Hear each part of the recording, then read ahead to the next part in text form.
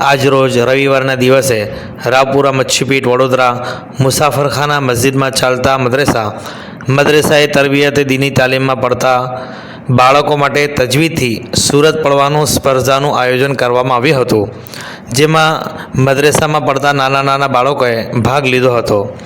Number લાવવાવાળા બાળકોને મદ્રેસાના સંચાલક દ્વારા ઇનામ આપવામાં આવ્યું હતું અને જે બાળકોએ સ્પર્ધામાં ભાગ લીધો હતો એ બાળકોને આશ્વાસન ઇનામનું પણ વિતરણ કરવામાં આવ્યું હતું.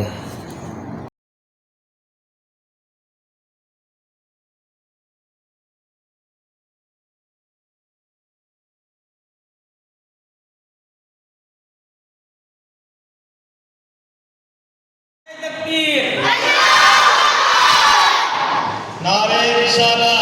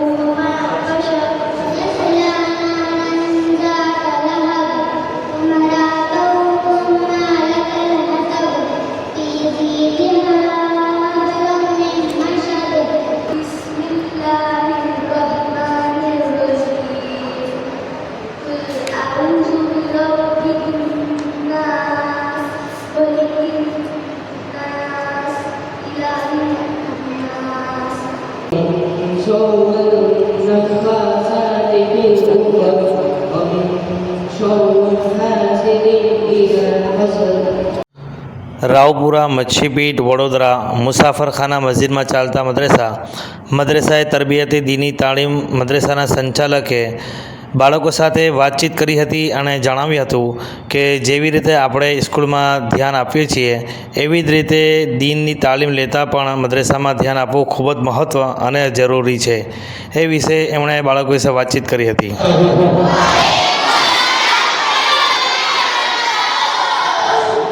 मदरसे में जो कंपटीशन था वो आपको समझ में आया क्या कंपटीशन था?